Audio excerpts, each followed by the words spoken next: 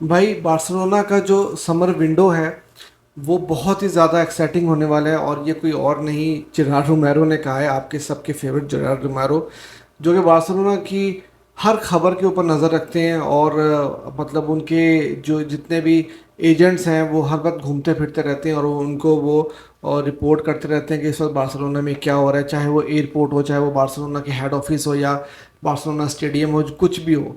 तो वो उन तक न्यूज़ आती रहती है और वो कुछ ना कुछ बॉम्ब फेंकते चले जाते हैं।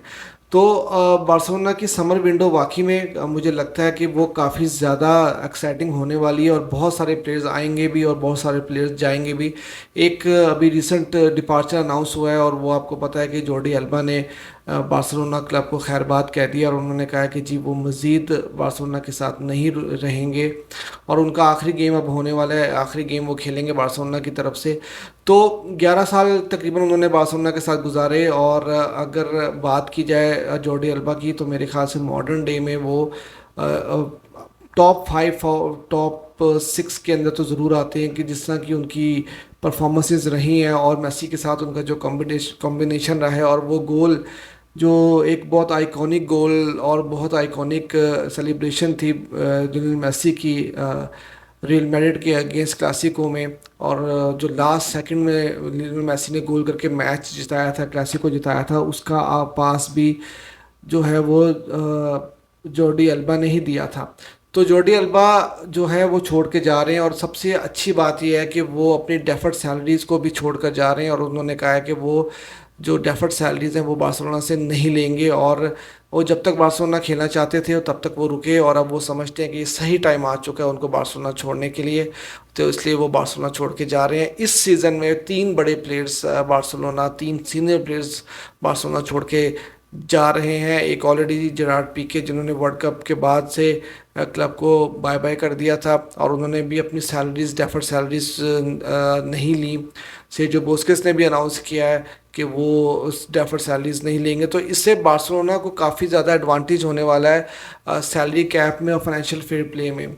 तो ये जो 3 बड़े प्लेयर छोड़ के जाएंगे, तो ऑब्वियसली इनकी रिप्लेसमेंट भी कुछ ना कुछ ज़रूर आएंगी। और बहुत सारे प्लेयर्स के साथ बार्सिलोना को लिंक भी किया जा रहा है।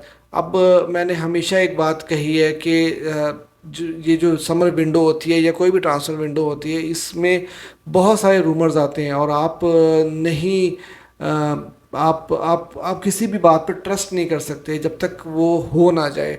अब किमिच के बारे में इतनी सारी सारी बातें आ रही थी, क्योंकि आपको पता है कि किमिच एक तो इस वक्त जो ड्रेसिंग रूम का माहौल है बायर्न बायर्न म्यूनिख का, वो इतना अच्छा नहीं जा रहा। और वहाँ पर भी मैनेजमेंट चेंज हुई है टुकल के आने के बाद से। कोई इतने बायर्न की परफॉर्मेंस इतनी अच्छी भी नहीं रही। और नज़र तो ये आ रहा है कि डॉर्टमुंड अगर अपनी गेम जीत जाती है, जो फाइनल गेम होगी बुंडेसलीगा की, अगर वो अपनी गेम जीत जाती है तो डॉर्टमुंड जो है वो चैंपियन हो जाएंगे और बायर्न जो है वो इस सीज़न में कोई भी ट्रॉफी नहीं जीत पाएगी। तो ये एक काफ़ी बड़ा सेटबैक होगा और जिसका एडवांटेज जो बाकी के क्लब्स हैं वो उठाना चाहेंगे। क्योंकि सुना तो यही था कि किमिच ने खुद अपने आप को ऑफ़र किया था बार्सिलोना के लिए। लेकिन जो न्यूज़ चल के आ रही है इस टाइम पर वो यही आ रही है कि भाई बार्सिलोना जो है वो किमिच को नहीं लेना चाह रही। आपको मैंने याद होगा कहा था कि जब तक कुछ ऑथेंटिक नहीं होता या कुछ ऐसी चीज़ नहीं होती, कि ऐसी कोई ऑथेंटिक किस्म की न्यूज़ नहीं आती, तो तब तक हम कुछ नहीं कह सकते। तो बहुत ज़्यादा किमिच को लिंक किया जा रहा था बार्सिलोना के साथ। लेकिन अब आज के जो रूमर्स आए हैं, ये भी रूमर्स ही हैं, कुछ कह नहीं सकते, लेकिन जो आज के रूमर्स हैं वो यही है कि किमिच के साथ बार्सिलोना नहीं जा रही। और कि बार्सिलोना की प्रायोरिटी जुबिमेंडी होंगे। और जुबिमेंडी जो है वो 60 मिलियन यूरो में बार्सिलोना को अवेलेबल होंगे। अब अगर दोनों प्लेयर्स को हम कंपेयर करें तो किमिच और जुबिमेंडी, मेरे ख्याल में किमिच जो है वो ऑब्वियसली बेटर ऑप्शन थे। एक तो उनका बड़े क्लब का एक्सपीरियंस था, बड़े प्लेयर्स के साथ एक्सपीरियंस था, बड़ा ड्रेसिंग रूम वो शेयर करते थे, एक लीडर के तरह के वो प्लेयर हैं। और दूसरा ये कि उनका यूरोप का बहुत अच्छा एक्सपीरियंस है, इंटरनेशनली वो जर्मनी को भी रिप्रेजेंट करते हैं। तो वो एक मेरे ख्याल से बेटर ऑप्शन हो सकते थे। लेकिन चाबी को क्योंकि जुबिमेंडी ज़्यादा पसंद है, या हो सकता है कि फाइनेंशियली भी बार्सिलोना देख रही है, तो जुबिमेंडी कोई 60 मिलियन यूरो में है, और किमिच के बारे में कहा जा रहा था कि 80 मिलियन की उनकी कोई प्राइस होगी। तो शायद ये भी एक रीज़न हो सकती है। लेकिन जो भी है, लेकिन बार्सिलोना जो है वो सुनने में तो यही आ रहा है कि काफ़ी ज़्यादा क्रेजी रहेगी इस बार समर में। लेकिन दूसरी तरफ अगर आप देखेंगे, बार्सिलोना ये भी एक्सपेक्ट कर रहा था कि जो उन्होंने एक प्लान बनाकर भेजा था ला लीगा को, ताकि वो मेसी को लेके आ सकें और बाकी की साइनिंग्स कर सकें, वो उस प्लान के बारे में अभी तक अप्रूवल नहीं आई, और टिबास ने भाई अभी तक उसको होल्ड पे रखा हुआ है। यही कहा जा रहा था कि इस वीक के स्टार्ट में कुछ ना कुछ वहाँ से ला लीगा की तरफ से कुछ आई मीन कोई क्लैरिटी आएगी और ऑफिशियली रिप्लाई आएगा कि हाँ, आप इस प्लान को फॉलो कर कर ये प्लेयर्स को ख़रीद सकते हैं।